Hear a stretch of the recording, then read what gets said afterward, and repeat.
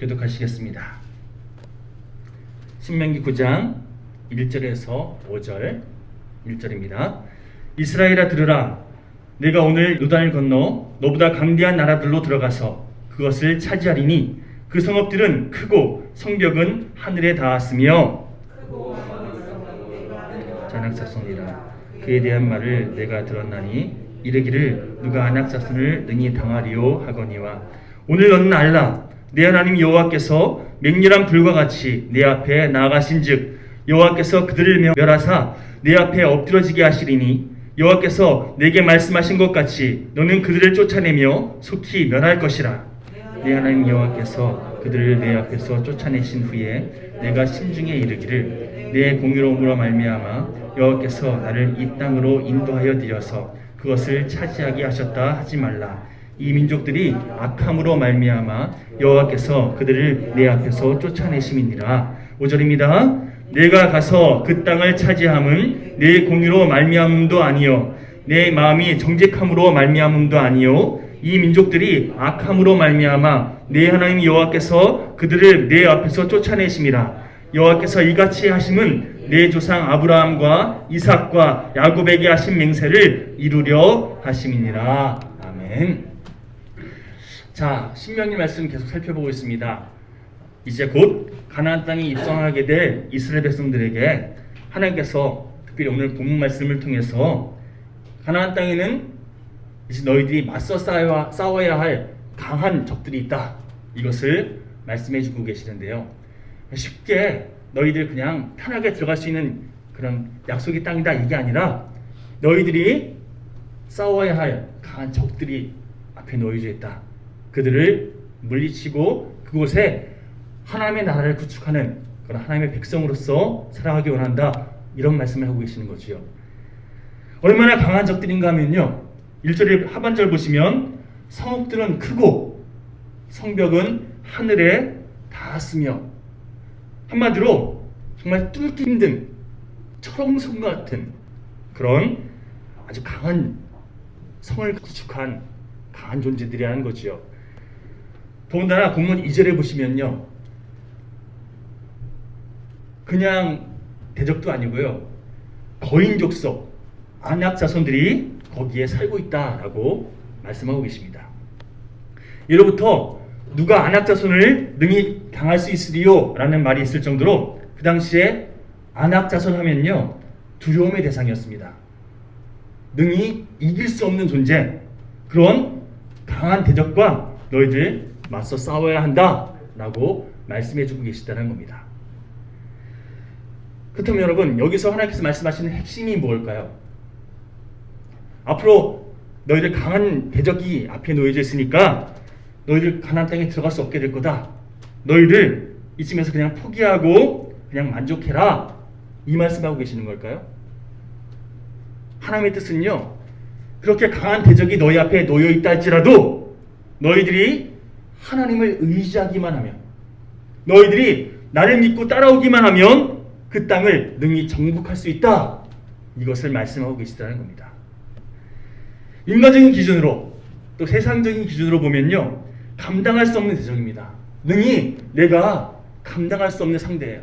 그러나 여호와 니시 되시는 승리의 깃발로 우리와 함께 하시는, 우리를 승리케 하시는 하나님을 온전히 의지하며 나가면요. 여러분, 하나님께서는 맹렬한 불과 같이 우리 앞에 앞서 행하심으로 승리는 내 것일세, 승리는 내 것일세, 우리가 이렇게 기쁨으로 찬양할 수 있도록, 이것을 경험할 수 있도록 하나님께서 은혜로 함께 하신다는 겁니다. 신명기 9장 전반절을 통해서 하나님께서 이것을 우리에게 말씀하고 계시다는 겁니다. 눈앞에 있는 적들, 어떤 문제들, 그것을 인간적인 시선으로, 세상적인 기준으로 바라보지 말라는 거예요. 다만 어떻게 하라고요?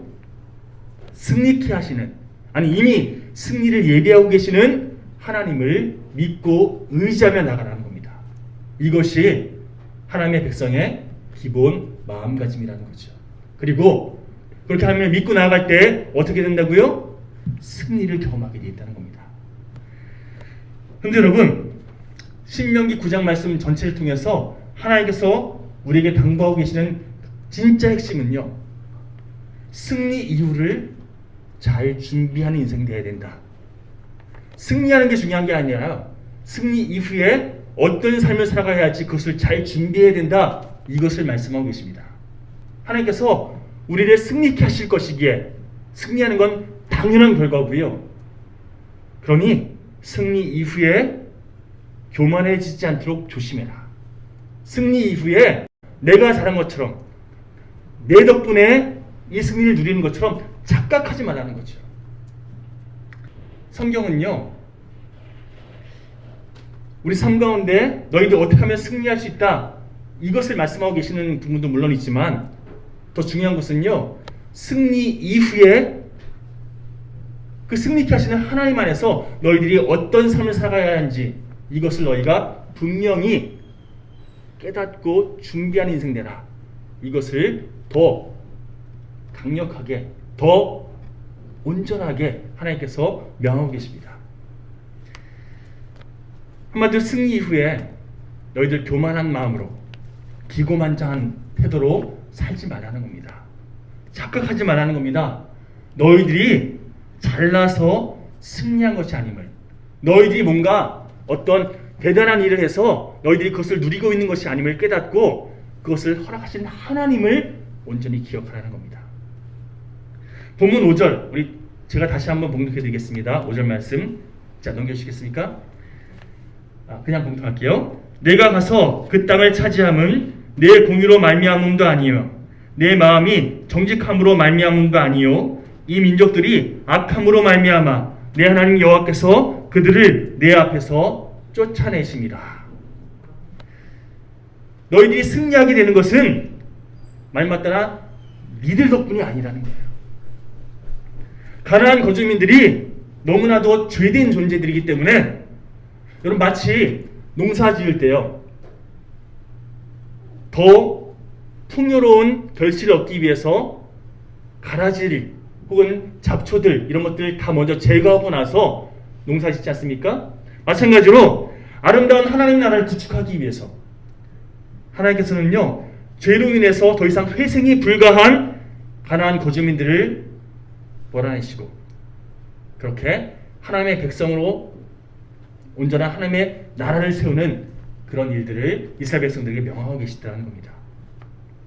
특별히 오늘 본문 21절 또 22절 말씀 찾아보면요, 우리 이번에 다시 한번 찾아볼게요. 한번 봉독할까요? 시작. 너희의 죄 곧 너희가 만든 송아지를 가져다가 불살라 찢고 티끌같이 가늘게 갈아 그 가루를 산에서 흘러내리는 시내에 뿌렸느니라. 너희가 다베라와 마사와 기브롯 하다아와에서도 여호와를 경노하게 하였느니라. 지금 뭘 말하고 있는 걸까요? 너희들 예전에 모세가 십계명을 받기 위해서 산에 올라갔을 때 너희들 금은 송아지 우상을 만들어서 섬기는 이런 죄된 행동, 한마디로 하나님을 거역했던 존재들 아니었느냐?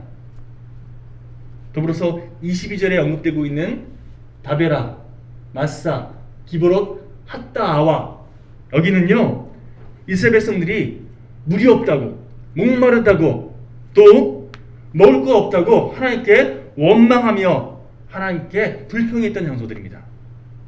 너희들이 이렇게 하나님께 범죄했던 인생들 아니냐? 하나님께서 기뻐하시는 그런 모습으로 사는 것 이상으로 너희들 하나님께서 정말 미워하시는 행동을 했던 그런 시간이 더 많았던 인생들 아니냐? 바로 너희들을 원망하고 불평했던 그런 너희가 뭘 스스로 자랑할 수 있겠느냐? 그러므로 너희들 자신의 어떤 잘남, 너희들의 자신의 어떤 공의, 너희들 자신의 어떤 능력, 이것을 자랑하지 말고 그런 너희들을 승리케 하신 하나님의 은혜에 감사해라. 그 하나님의 은혜에 겸손히 반응하면서 하나님께 감사함으로 너의 삶을 맡겨드릴 수 있는 인생 살아가라. 이것을 말씀하고 계시다는 거죠. 여러분, 하나님께서 왜 이 말씀을 보면 계속해서 언급하고 또 강조하고 계시는데요. 왜 그런 걸까요? 한마디로 우리가 겸손을 놓쳐버려 우리가 교만한 마음으로 살아가면요 하나님께서 허락하신 그 은혜들 다 쏟아버리게 되거든요. 다 놓쳐버리게 되거든요. 자, 오늘 본 말씀 세 가지 주제로 함께 말씀을 묵상하려고 하는데요. 첫째로 잠깐 저를 따라해 보시겠습니까? 하나님은 우리를 승리케 하시는 분이십니다. 하나님은 우리를 승리케 하시는 분이세요. 오늘 본문 9장 3절 말씀 제가 다시 한번 봉독해 드리겠습니다. 오늘 너는 알라 내 하나님 여호와께서 맹렬한 불과 같이 내 앞에 나아가신즉 여호와께서 그들을 멸하사 내 앞에 엎드러지게 하시리니 여호와께서 내게 말씀하신 것 같이 너는 그들을 쫓아내며 속히 멸할 것이라. 그렇습니다, 여러분. 우리 하나님은요, 그는 보이지 않아도 우리를 위해 일하시는 하나님은요, 언제나 우리를 위해서 우리와 함께 일하시는 분이십니다. 우리를 사랑하시는 그 하나님께서 우리 앞에 앞장서서 우리의 삶을 주관하시는, 우리에게 정말 선한 것으로 인도하시는 하나님이시라는 겁니다. 그 하나님께서 언제나 우리에게 예비하신 그 길을 우리가 순종하며 나아가면 우리에게 유익함이 있는데, 우리들은요 마치 어린아이들이 부모들이 너 이렇게 하는 게 너에게 좋아, 너에게 이렇게 하는 것이 옳단다 아무리 가르쳐줘도 자기가 하고 싶은 대로 그 순간 자기 마음에 내키는 대로 행동하고 선택하는 것처럼 우리들은요 너무나 많은 순간 내 마음이 원하는 대로, 내가 유익하다고 여겨지는 대로 하나님의 뜻과 상관없이 선택하고 결정할 때가 너무나 많다는 거죠.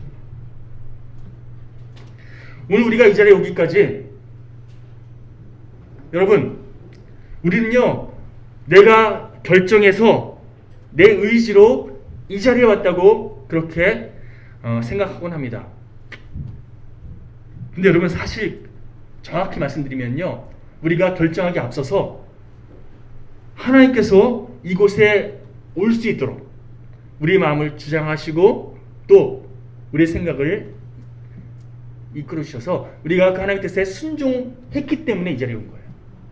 그래서 우리가 하나님을 예배할 수 있도록 먼저 행하신 하나님의 인도하심에 반응한 과정이 오늘 우리가 이곳에 모여서 예배하는 결과로 나타나는 거죠. 인도하시는 하나님께 순종하지 않아서 내가 다른 결정할 수 있어요. 그렇죠? 그러나 순종했을 때 하나님께서 예배하시는 그 기쁨을 누릴 수 있다는 거죠. 저는 성향상 어떤 일을 진행할 때 항상 계획을 잘 짜야지만 안심하고 일을 진행하는 스타일이에요. 그런데 나이가 들어가면서 깨닫게 되는 게 뭐냐면요, 제가 계획한 대로 잘 그렇게 흘러가는 경우가 참 많지 않더라고요. 너무나 많은 순간 내가 계획한 것과 또 다른 방향으로 그렇게 진행되는 경우들이 참 많더라는 거죠. 물론 더 좋은 성과를 내기 위해서, 그리고 효율적이고 체계적인 진행을 위해서 좋은 계획을 잘 수립하는 것은 기본입니다. 그렇죠? 좋은 계획이 좋은 결과물을 만들잖아요. 그런데 제가 교육자로 사역하면서, 목회자로 사역하면서 이렇게 깨닫게 된 게 무엇인가 하면, 아무리 잘 계획을 짰다 할지라도 하나님께서 그 계획 말고 이렇게 한번 해보렴, 하나님 뜻 안에서 그런 영적인 사인을 주실 때, 아니에요, 내가 계획한 건 이거예요 하면서 고집 부리는 게 아니라 하나님의 인도하심에 하나님께 주신 마음에 순종하면 결과로 언제든지 내가 계획한 거 접을 수 있는, 멈출 수 있는 그런 순종함이 뒷받침되지 않으면요, 여러분 그게 결코 유익하지 않다는 겁니다. 오히려 아무리 잘 준비하고 잘 진행되어진 그런 계획이라 할지라도 하나님께서 허락하시는 하나님의 인도하심, 성령의 그 손길에 순종할 때 내가 예상치 않았던 더 선한 결과를 누리게 되는 이런 경우들 너무나 많이 왔습니다. 한 번은요, 찬양인으로 하는데, 물론 이것은 찬양팀들이 잘 준비되었을 때 가능한 일인데, 일명 송리스트라 그러죠. 정해진 찬양 목록이 있는데 어제 연습한 거 말고 오늘 하나님께서 갑자기 주시는 찬양이 있어요. 그럴 때 찬양팀이 잘 준비 안 돼 있으면 내가 갑자기 그런 마음 든다고 바꾸면 망하지. 그렇죠? 찬양이 엉클어지죠. 그러나 찬양팀이 잘 준비된 것을 전제로 했을 때 하나님께 주신 마음으로 송리스트를 바꿔서 고백하면요, 더 큰 은혜가, 하나님께서 주시는 성령의 풍성한 은혜를 경험하게 되는 그런 놀라운 경험을 참 많이 했습니다. 하나님께서 인도하시는 대로, 하나님께서 주신 마음대로, 하나님께서 허락하시는 그 방향대로 내가 삶을 재조정할 수 있는, 이것을 우리는 순종이라 말합니다. 이렇게 하나님께 순종할 수 있는 지혜, 이것 또한 필요하더라는 겁니다. 하나님이 인도하신 대로 민감하게 반응할 때 더 좋은 결과를 우리가 경험하게 되어 있다는 겁니다. 여러분, 하나님은요 언제나 우리보다 앞서 행하시는 분이십니다. 나를 더 잘하시는 하나님께서 나에게 내가 생각하지 않았던 더 좋은 결과를 이미 예비하고 계십니다. 그 하나님의 인도하심에 우리가 믿음으로 온전히 맡겨드릴 때 하나님께서는요 언제나 우리에게 승리의 기쁨을 허락하시더라는 겁니다. 혹시 앞으로 되어지는 과정, 일명 미래가 두렵고 떨리는 그런 상황 속에 계십니까? 그 두려워한 마음, 걱정되는 마음 다 십자가 위에 내려놓고 우리를 가장 좋은 방향으로 인도하시는 좋으신 하나님을 신뢰하면서 믿음의 발걸음 한 걸음 한 걸음 내딛으시기 바랍니다. 하나님께 맡겨드리십시오. 하나님께서 인도하신 대로 순종하는 인생이 되십시오. 그럴 때 여러분 진정한 기쁨이 우리 삶 가운데 허락되어진다는 겁니다. 그런가 하면 두 번째로, 자 한번 같이 읽어볼까요? 시작. 언제나 겸손한 마음으로 주님께 감사하시기 바랍니다. 오늘 본문 4절 제가 다시 한번 봉독해 드리겠습니다. 내 하나님 여호와께서 그들을 내 앞에서 쫓아내신 후에 내가 심중에 이르기를 내 공의로움으로 말미암아 여호와께서 나를 이 땅으로 인도하여 드려서 그것을 차지하게 하셨다 하지 말라. 내 덕분이다 착각하지 말라는 거예요. 계속해서 5절입니다. 우리 이번에는 한 목소리로 함께 봉독해 보실까요? 시작. 내가 가서 그 땅을 차지함은 내 공의로 말미암음도 아니며 내 마음이 정직함으로 말미암음도 아니요 이 민족들이 악함으로 말미암아 내 하나님 여호와께서 그들을 내 앞에서 쫓아내심이라. 여호와께서 이같이 하심은 내 조상 아브라함과 이삭과 야곱에게 하신 맹세를 이루려 하심이니라. 하나님께서 우리에게 허락하시는 모든 과정들은요 하나님의 언약을 이루시기 위함이다. 하나님께서 약속하신 말을 이루시기 위함이지 너희들이 잘나서 너희들이 뭔가 의로워서 허락하신 것이 아님을 깨달으라는 겁니다. 승리의 원인이 나에게 있지 않음을 늘 잊지 말라는 거예요. 승리케 하시는 주체는 바로 하나님이심을 깨달으라는 겁니다. 여러분, 우리가 은혜라는 말을 참 많이 쓰는데요, 사실 은혜라는 말은 원인이 나에게 있지 않다, 이런 의미를 내포하고 있습니다. 예를 들어서 교회가 부흥하고 우리 가정이 정말 하나님의 뜻 안에서 건강해졌어요. 그 원인이 나에게 있지 않음을 인정하면서 은혜로 부흥했습니다, 은혜로 회복되었습니다, 이렇게 고백할 때 그 영광이 누구에게 돌아가죠? 그 영광을 하나님께 올려드릴 수 있지 않습니까? 내가 잘나서 그런 게 아니란 거예요. 내가 잘해서 그런 게 아니란 거예요. 오직 하나님께서 허락하신 거라는 거, 하나님께 영광 돌릴 수 있는 고백이라는 거죠. 그런 의미에서 은혜로라는 이 단어는요, 이 모든 것의 중심은 나에게 있지 않고 하나님께 있습니다 라는 고백이에요. 여러분, 하나님께서 받으셔야 할 영광이 있는데 하나님께서 우리에게 허락하신 그 온전하신 영광이, 그 기쁨이 있는데 그것을 우리가 자꾸만 중간에서 가로채려고 그래요. 자기가 영광 받으려고 하는 인생들이 참 많다는 겁니다. 어떤 좋은 성과 거둔 다음에 주님께서 하셨습니다. 주님께서 허락하신 겁니다. 주님께서 나에게 이것을 베푸셨습니다. 이렇게 하나님께 영광 누리지 않고요. 한마디로 하나님께서 받으셔야 할 영광을 중간에서 내가 가로채요. 영적인 도적질을 하고 있는 거죠. 우리가 너무나 많은 순간 그 사실을 깨닫지 못하고 자꾸만 교만한 마음으로 이거 내가 잘해서 내가 이거 칭찬받고 내가 다른 사람들 인정받고 내가 이렇게 열심히 한 거야 라고 다른 사람들에게 자꾸만 어필하려고 하는 그런 시간들을 보내곤 하더라는 겁니다. 어떻게든 인정받으려고 칭찬드리려고 사랑받으려고 안다라는 우리의 삶의 본성. 여러분, 내가 누리고 있는 것에 대해서 의뢰 정말 당연하게 이건 내가 누려야 할 혜택이야 라고 착각하는 그런 경우도 참 많은데요. 그 결과 우리들은 주변 사람들에게 그리고 그것을 허락하신 하나님께 감사하지 못할 때가 참 많습니다. 왜요? 당연하게 여기니까 감사로 이어지지 못하다는 겁니다. 여러분, 주님의 힘으로 간절히 권면드립니다. 표현하십시오. 특별히 좋은 거, 감사해야 할 것들에 대해서 반드시 표현하는 인생 되시기 바랍니다. 감사합니다. 고맙습니다. 이것을 표현할 줄 아는 인생. 한번 연습해 볼까요? 제가 사역하면서 깨닫게 된 게 뭐냐면요. 훈련하고 연습하지 않으면 실전에서 잘 못하시더라고요. 옆 사람에게 고맙습니다. 사랑합니다. 한번 10번씩 한번 해보시겠습니까? 자, 한 번이라도 좋으니까요. 그럼 옆 사람에게 사랑합니다. 감사합니다. 한번 고백해 보십시오. 표현하셔야 된다는 겁니다. 적극적으로 표현할 때 여러분 나에게도 또 상대방에게도 무엇보다 하나님께 그 영광이 돌아간다는 겁니다. 우리 역사를 통해 배운다는 말이 있지 않습니까?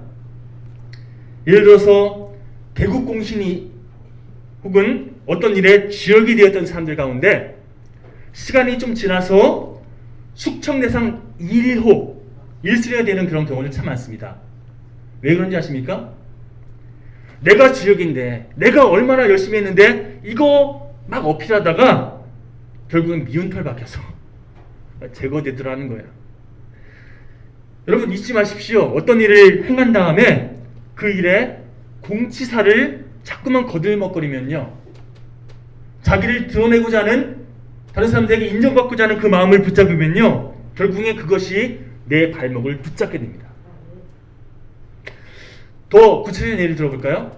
조선에 예를 들어서 잘못된 어떤 일을 행한 왕들, 아니면 신하들이 보기에 이거 문제 있다 싶은 왕들을 그렇게 쫓아내고 왕족의 혈통 가운데 다른 왕을 세우는 이런 경우를 반정이라고 합니다.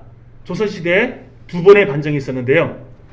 첫 번째 반정이 연산군을 몰아냈던, 그래서 중종을 왕으로 세웠던 중종 반정이 있습니다.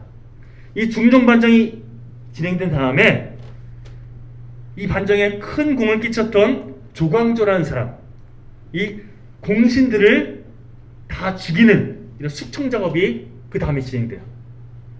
한마디로 내가 잘났습니다, 이것을 어필했던 사람들 다 제거하는, 이걸 기묘사화라고 하거든요. 기묘사화. 이렇게 역사적으로 한번 일이 일어났으면 그런 일이 있었구나 하고 배우면 되는데, 시간이 지나서 또 비슷한 일이 벌어져요. 두 번째 반정, 광해군을 몰아내면서 인조가 왕으로 세워지는 인조 반정이 진행되는데요. 이때 내가 1등 공신인데 나를 어떻게 이런 식으로 푸대접할 수 있냐 하면서 원한을 품고 이괄이라는 사람이 난을 일으킵니다.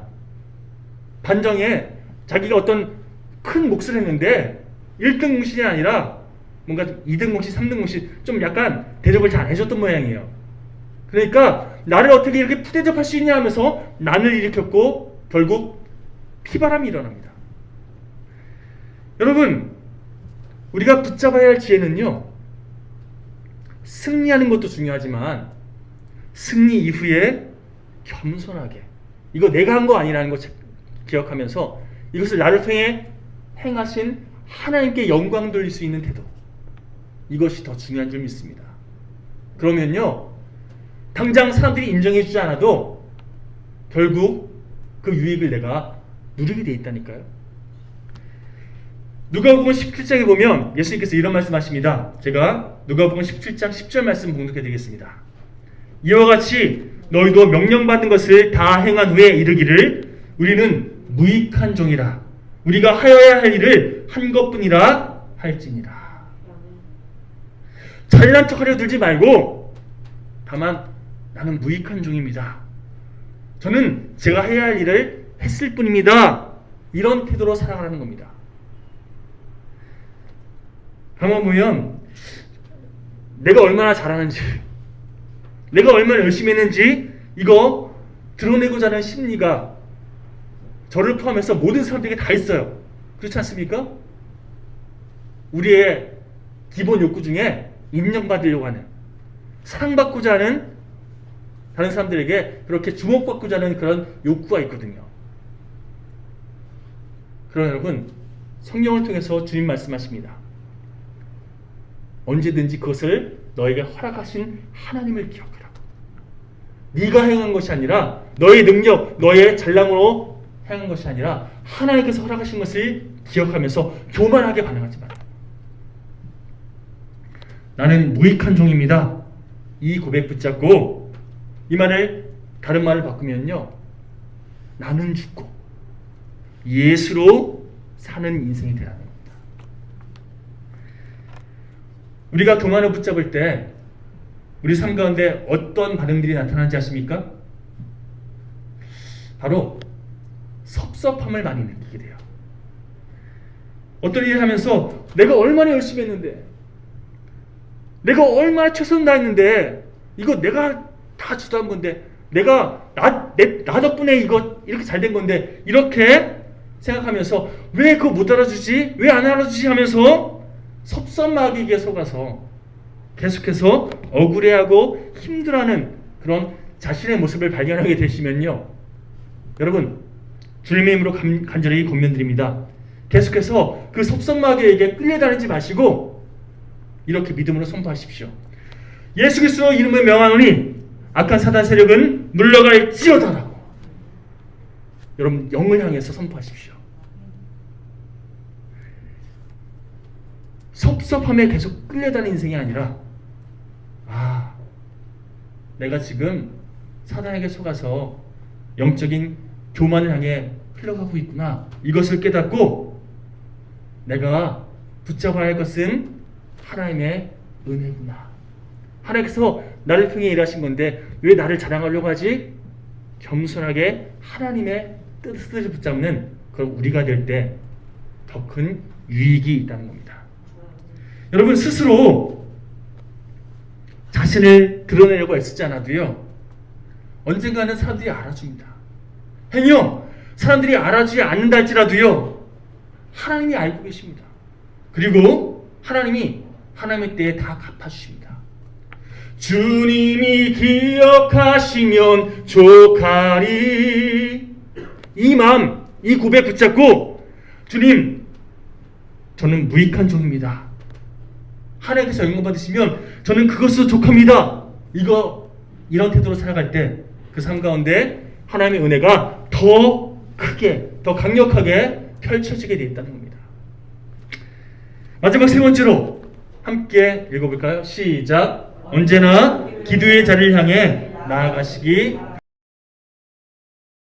사람이 큰 사람인지, 큰 그릇인지 아니면 작은 그릇인지 가늠하는 저만의 기준이 있습니다. 예를 들어서 어떤 사람이 자기 문제에 대해서는 크게 반응하는데 다른 사람의 문제에 대해서는 그렇게 별 관심이 없다.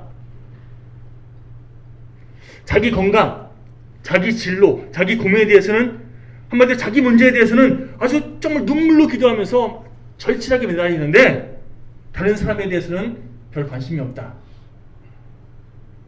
저는요, 그 사람을 작은 그릇으로 생각합니다. 다른 사람의 건강, 다른 사람의 문제 별 관심 없는데 온통 자기라고 하는 울타리에 갇혀있는 인생. 그 인생은요, 결국 제가 언젠가 말씀드렸죠. 자기만 생각하는 사람, 자기만 고집하는 사람, 하나님께서 보시기에는요, 악한 인생이에요. 썩어져서 더 많은 열매 거두는 미랄과 같은 인생 되시기 우리가 원하시는데 온통 자기만 붙잡다 보니까 썩어져서 결국 아무것도 이루지 못하는 인생, 자기만 붙잡다 끝나는 인생.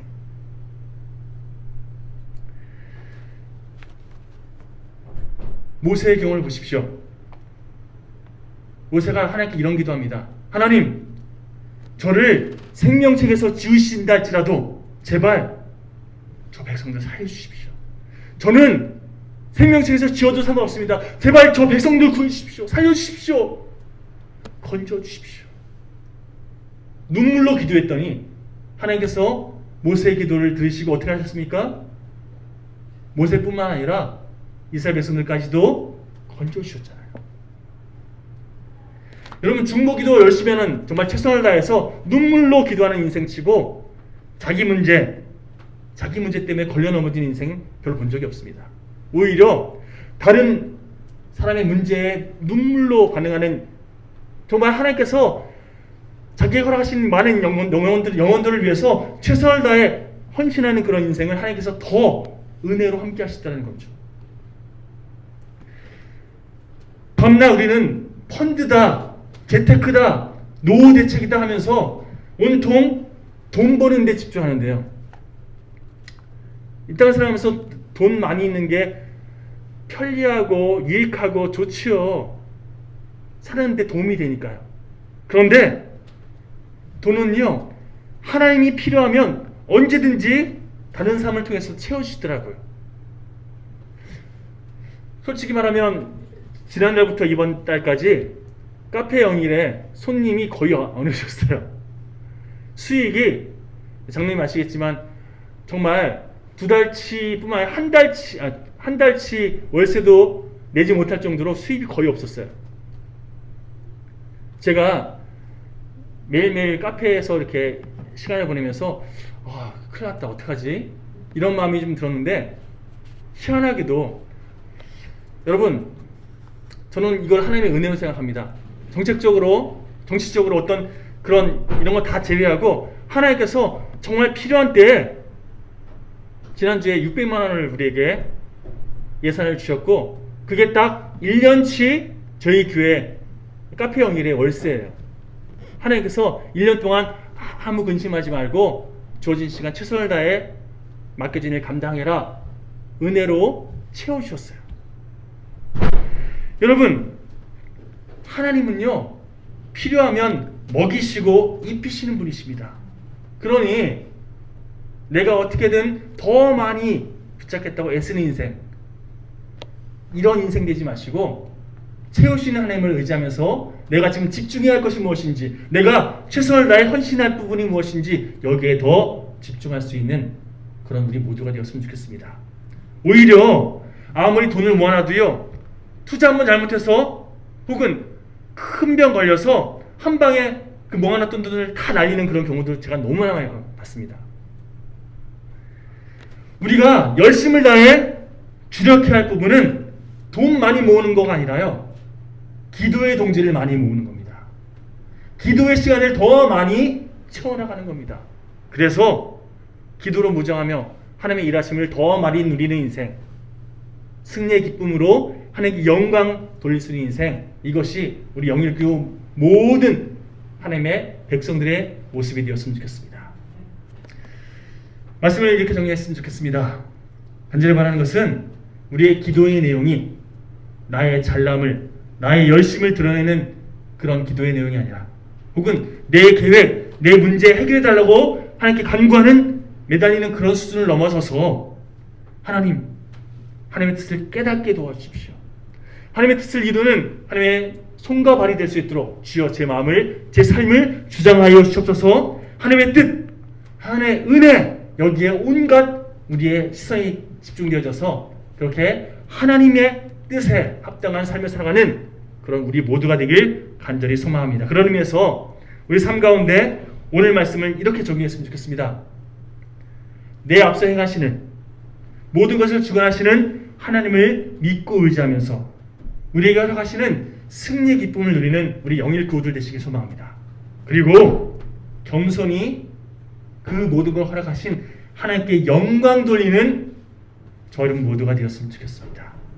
더불어서 기도로 매 순간 하나님의 뜻을 붙잡는 그런 복된 인생 되시기를 간절히 축원합니다. 함께 이 시간 이 찬양 고백하시면서 다시 한번 말씀을 되새기며 결단하는 시간 되었으면 좋겠습니다. 주님, 언제나 주님을 사랑하며 주님께 내 삶을 맡겨드리겠습니다.